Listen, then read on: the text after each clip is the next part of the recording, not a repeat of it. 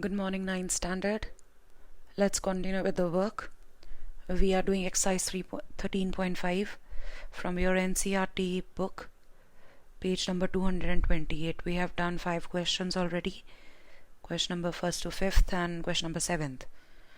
Let us do the remaining 3 questions. Question number 6th. Let's take a look. Question number 6th is,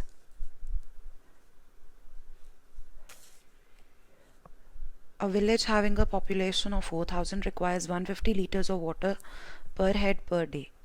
So there is a village, the population is 4,000, means there are 4,000 people. The water needed for one person one day is 150 liters. So this is the requirement of the consumption of water by one person daily. It has a tank measuring 20 meters by 15 meters by 6 meters. So the water tank which is available for the village has these dimensions. For how many days will the water of this tank last?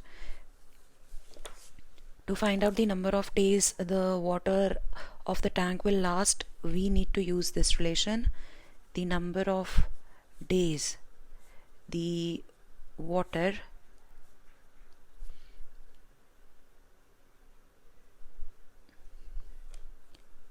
in the tank will last. This will be given by the volume of water available. How much water is actually available for the village? This will be given by the volume of the water tank divided by the volume of water consumed by the village in one day. So these are the two things you require before you find out the number of days the water in the tank will last. Let us find these and then we will come back to this. So I'm not writing the dimensions, I'm just directly calculating the volume of water available for the village. So this will actually be equal to the volume of water tank. Tank is cuboidal in shape, so the volume will be L into B into H. The dimensions are 40 meters. It's 20 meters multiplied by 15 meters multiplied by 6 meters. So the answer is 20 into 15 into 6 meter cube. Then the second thing we have is the volume of the water consumed by the village in one day. Let's find that. So volume of water consumed by one person in one day, it is 150 liters. So volume of water consumed by the village has 4,000 persons. So volume of water consumed by 4,000 persons in one day, from one to many, we shall be multiplying, and this will be in liters. Now we will be using these two values in this expression over here, the first formula that we have written. So if you want to use these two values here, we want to make sure that the units are same, but the units are not same. So I'm changing these into meter cube. You can change these into liters as well if you want.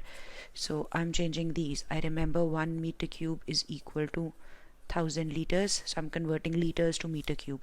So this will be 150 divided by 150 into 4000 divided by 1000, and now the units change. This becomes meter cube. So these 3 zeros get cancelled with these 3 zeros. So this becomes 600 meter cube. Now we use these two answers in the formula above over here to find out the number of days. Therefore, number of days. So the volume of water which is available is this, 20 into 15 into 6 meter cube. And the volume of water consumed in one day, it is 600 meter cube. So the units get cancelled. Simplify this and give your answer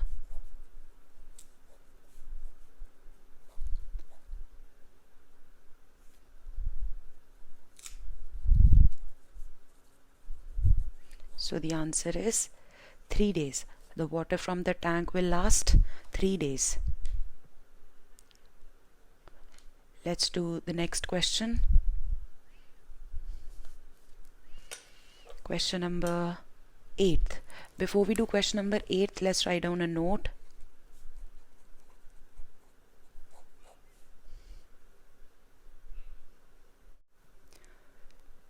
So there are some facts related to the concept used in question number 8. So we're writing a note related to that.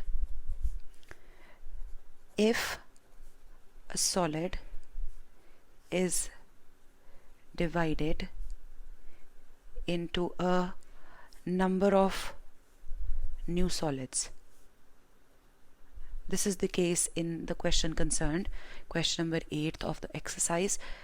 They are mentioning about a cube being divided into 8 cubes further. So a solid, when divided into new solids, what happens? The volume gets divided. And if we do the opposite, in this case the solid is being divided into further solids, the volume gets divided. If the opposite is done, means if certain number of solids are combined. Now how they are combined? By melting and recasting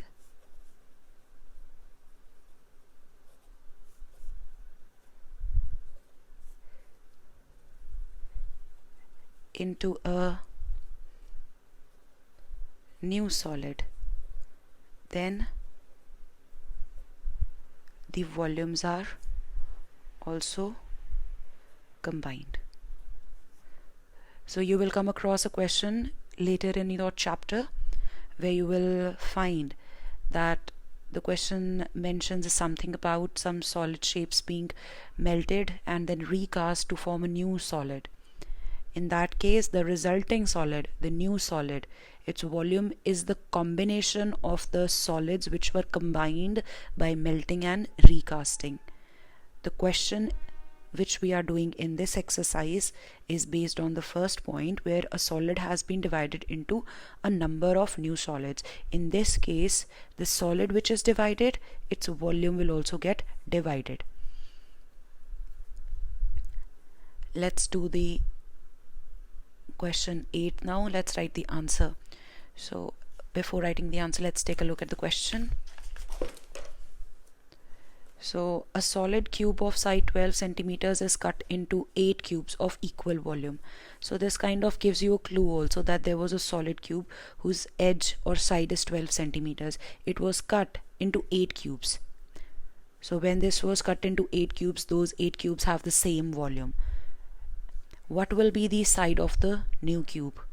This is first part. Then further also find the ratio between their surface areas. Before we get to this part, let's do the first part to find the side of the new cube, and for this we will be using the note. First point, that the volume of the solid cube, which was with edge 12 centimeters, the one in the beginning, its volume will be divided by 8 because new cubes were created. 8 new cubes were created. So the volume of the original cube divided by 8 will give you the volume of each of the new cubes obtained, and then using that volume we will be able to find out the side of the new cube. Let's write the answer.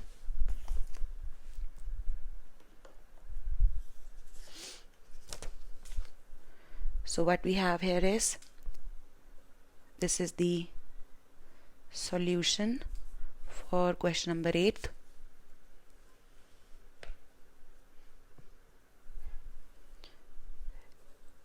Edge of the cube is given as 12 centimeter. So this is the original cube, the one in the beginning. Its volume will be equal to edge cube. So this is 12 cube. The answer will be 1728 centimeter cube. 12 into 12 into 12.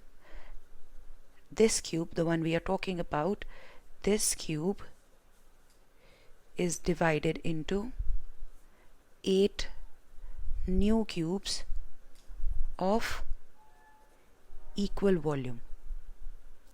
Therefore, the volume of each new cube equals to, now since this cube was divided into 8 new cubes, its volume will be divided into 8 parts. So 1728 centimeter cube divided by 8, this is 216 centimeter cube. This is the volume of the new cube. Now what we have to find out, we need to find out what is the side of this new cube we have obtained. So let each side of new cube be x centimeters. Then its volume will be equal to x cube, which means the volume in terms of its edge should be same as the volume we obtained here. X cube should be equal to 216. So x comes out to be cube root of 216. Calculate the cube root using prime factorization. X comes out to be 6 centimeters. So therefore, each edge of new cube equals to 6 centimeter. Now let us look at the second part of the question. They are saying also find the ratio between their surface areas. Usually in case of a ratio they describe the order, which is important to calculate the ratio. Since they have not mentioned anything about the order, you could take the order as indicated in the question. In the beginning there was a bigger cube and it was divided into smaller cubes. So find the ratio of surface area of the bigger cube to the surface area of each smaller cube.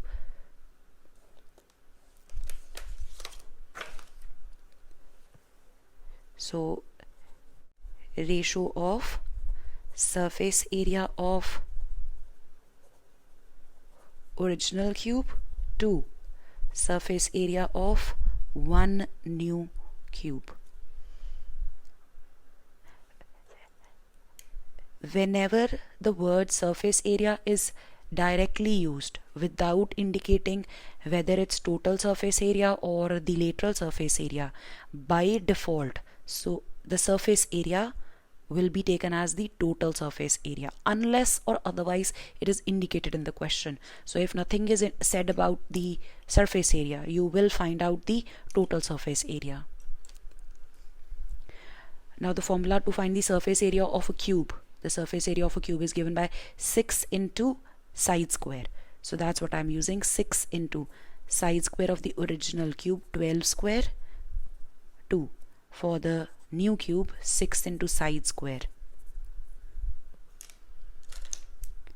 These will get cancelled, just simplify. This will be 12 into 12 is to 6 into 6. Simplifying, the answer comes out to be 4:1. Let's do the last question of the exercise. Question number 9th. Let's take a look at the statement. Question number 9th is, a river 3 meters deep and 40 meters wide is flowing at the rate of 2 kilometers per hour. How much water will fall into the sea in a minute? Now this is a hypothetical situation where the shape of the river has been described as a cuboid, which generally is not the case. So let's draw a rough picture and let me try to explain what this means. The water is flowing at the rate of 2 kilometers per hour. Now this is going to be only a diagrammatic explanation. This is not actually how it works, just to make you understand what they are trying to say here and what we are going to do to solve this question. So since they have described the river as a cuboid, so let's draw a rough shape for that. So let us assume that this is the river. So this is the surface that we actually are able to see. But since the river has some depth, so let us assume this is the ground, the bottom of the river. So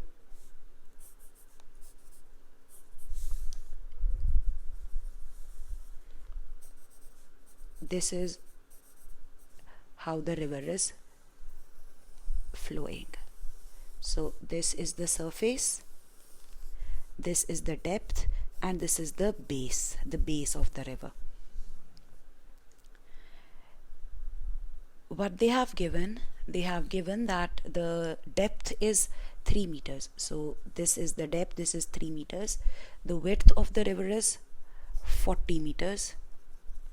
And the water which flows in the river has a speed 2 kilometers per hour. So that means if speed of the river means the speed of water in the river, the speed of the river is given as 2 kilometers per hour. So that means the water which is in a portion of this river at a distance 2 kilometers travels in the next section in an hour. Let me just try to show that. So if from here we mark a point 2 kilometers away, let us assume it's here. So till here, so the water in this particular section at a distance of 2 kilometers, in 1 hour this water, the water in this portion will travel to the next part. So it's continuously flowing, and this is continuously happening over the period of time. As with the passage of time, the water continuously keeps moving forward, and during an hour the water in a distance of 2 kilometers flows in the next section. So if the next section is also indicated like this, so this is the next section.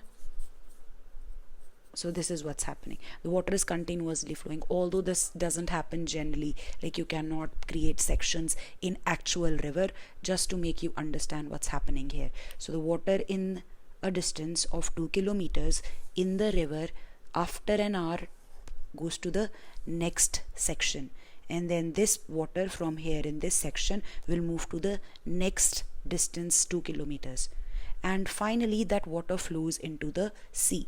You have to find out what is the water, how much water falls in the sea in 1 minute. So from here, because this water, the volume of water present in this section, which is cuboidal in shape, moves forward in 1 hour, we need to find out the volume of water which moves forward in 1 minute. So supposing after this the water falls into the sea, so if this water falls into the sea, you have to find out how much water fell into the sea in 1 minute. But the water in this portion falls in the sea in a period of 1 hour. So from 1 hour you need to find the volume of water falling into the sea in a minute.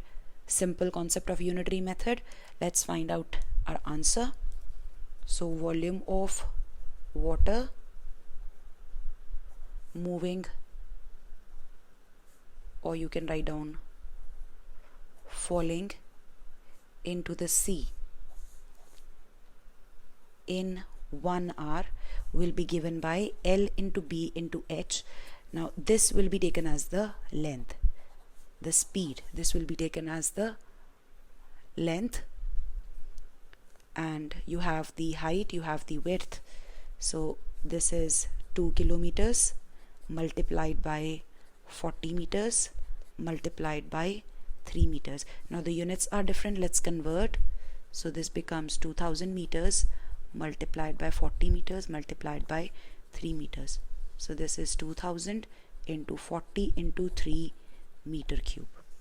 So this is the volume of water which flows into the sea in 1 hour. So from 1 hour, so this is for 1 hour, we need to find for 1 minute. So since 1 hour is equal to 60 minutes, we will be finding out for 1 minute. This will be given by this volume divided by 60.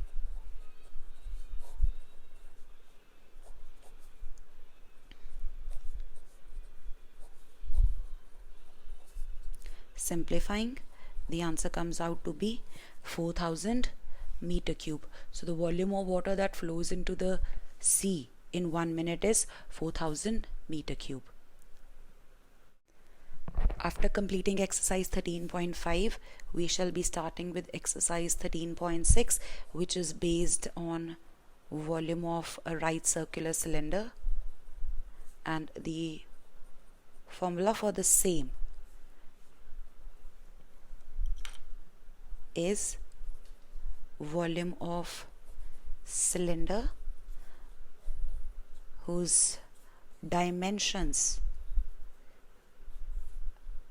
are represented by r, the base radius is r, and the height of the cylinder is represented by h, and the height is perpendicular to the radius, right circular cylinder. The volume is given by pi r square h. This is the formula we shall be using to do the questions from exercise 13.6.